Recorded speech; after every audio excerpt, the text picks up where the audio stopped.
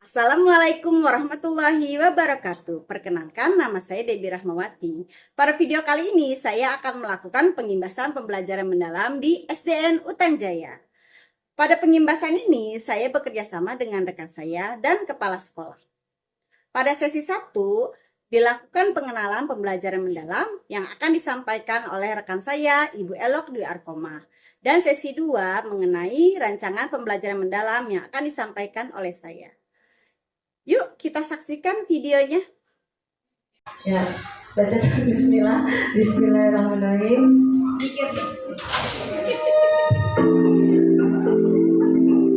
Untuk satu soal 5 detik.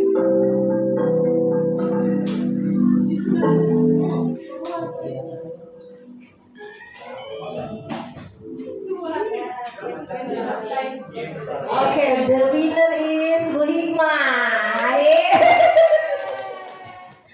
Kita masuk ke definisi. Pembelajaran mendalam yaitu pembelajaran yang melalui pendekatan. Pendekatan ke apa? Yang memuliakan dengan menekankan pada penciptaan suasana belajar dan proses pembelajaran kepada siswa dengan mengusung 3 prinsip. Prinsip kita namakan BBM.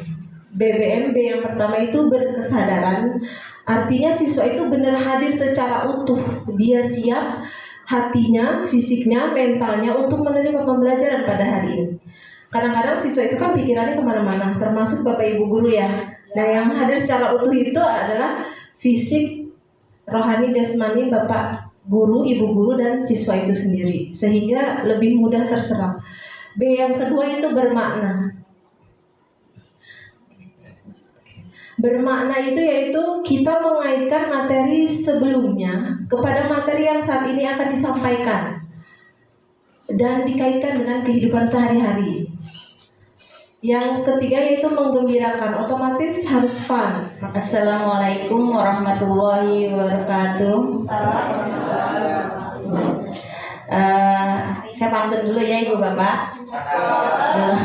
Saya yang cakep ya, terima kasih. Perahu kecil berlayar di Atlanta, diterjang gelombang saat berkelana. Presentasi ini hanyalah sekedar data, semoga tetap memiliki makna. Seperti di pantun tadi ya, ini hanya sekedar data, maknanya itu kita yang akan meresapi. Saya sedikit mengulas tadi yang disampaikan oleh Bu Elo. Intinya untuk pembelajaran mendalam ini kita mengubah pola pikir tetap menjadi pola pikir bertumbuh. Berarti sebelum muridnya, artinya gurunya harus terlebih dahulu. Seperti apa kalau PPT itu ketika dikasih tugas yang belum pernah, nggak mau deh, belum pernah, takut gagal, itu PPT. Tapi kalau orang yang sudah berpikir PPB bertumbuh, dia akan mengambil tantangan tersebut sebagai bentuk pengembangan dirinya, gitu ya. Terus apalagi ciri dari PPT dan PPB itu yang berbeda? Kalau PPT itu pola pikir kita dulu nih, kita menganggap anak itu bisa karena bakat. Itu pola pikir tetap, dia mah pinter, orang dari orang tuanya juga emang pinter-pinter gitu ya.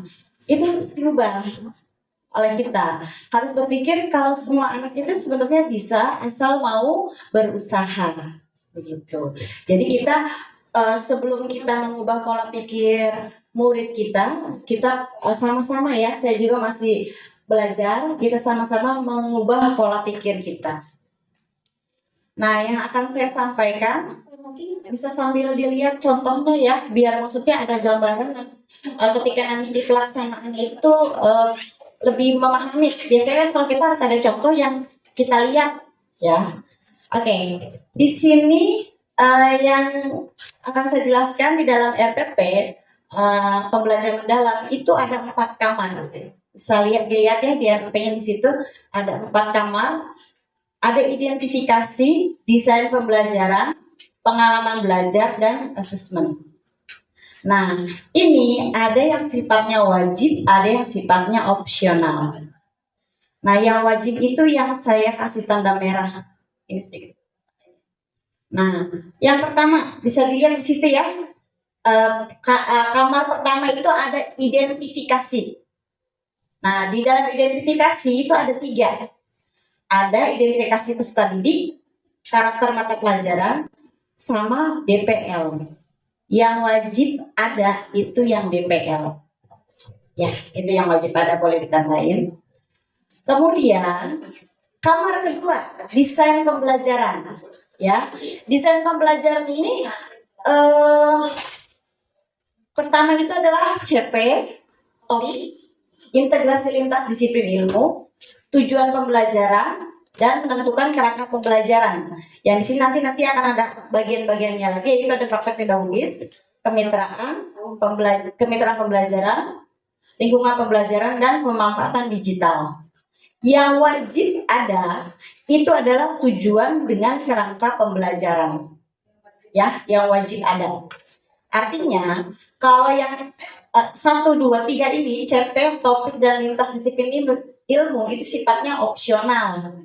Artinya boleh ada, boleh tidak. Kemudian yang ketiga, pengalaman belajar. Pengalaman belajar itu kalau istilah kita mah langkah-langkah pembelajaran sebenarnya. Ya, di sini kata-katanya jadi pengalaman belajar. Nah, kalau untuk lebih mudah ya, ini mirip seperti langkah-langkah pembelajaran. Tetapi di dalamnya ini harus ada prinsip BBM tadi yang sudah dijelaskan Bu Elok. Nah, langkahnya sama seperti langkah-langkah kegiatan. Ada kegiatan awal, kegiatan inti, dan kegiatan penutup. Dan yang harus diperhatikan, di dalam kegiatan inti ini harus ada pengalaman memahami, mengaplikasi, dan merefleksi. Tapi ini tidak hanya boleh 1 pertemuan, boleh 2, boleh 3, tergantung daripada materi, kedalaman materi yang akan kita ajarkan. Yang keempat, di sini ada asesmen awal pembelajaran, asesmen pada proses pembelajaran, dan asesmen pada akhir pembelajaran. Untuk awal dan proses ini termasuk formatif, ya. Kalau yang awal disebut S, singkat itu S for off. Ingat aja off itu berarti berakhir ya. Ini formatif, yang ini sumatif. Sumatif itu berarti off learning. Nah, yang terakhir lampiran, hal-hal yang sekiranya memang perlu menurut kita dilampirkan, LKPD, lembar asesmen, kunci jawaban, dan sebagainya. Ya, sampai sini ada yang mau ditanyakan?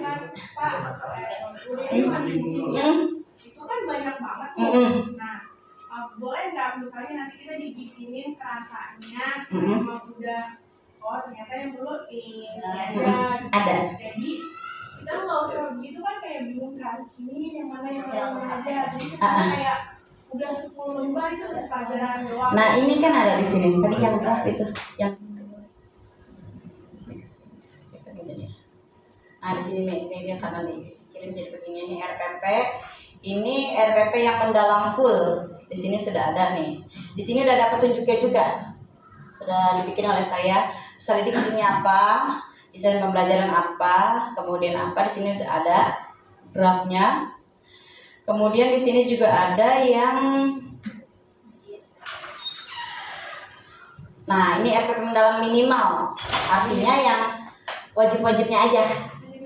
Itu yang minimalis. Nah, itu kan pasti dalam bentuk, karena kita kerjanya dalam bentuk Word, otomatis akan perlunya lebih bentuk yang Word ya. Jadi nanti tinggal diisi identifikasinya. Oh, tentang ini nih tulis. Oh, tentang ini nih tulis. Gitu. Jadi yang di dalam kurung ini, yang saya buat dalam kurung ini artinya petunjuknya ya. Tidak, kita lanjut proses.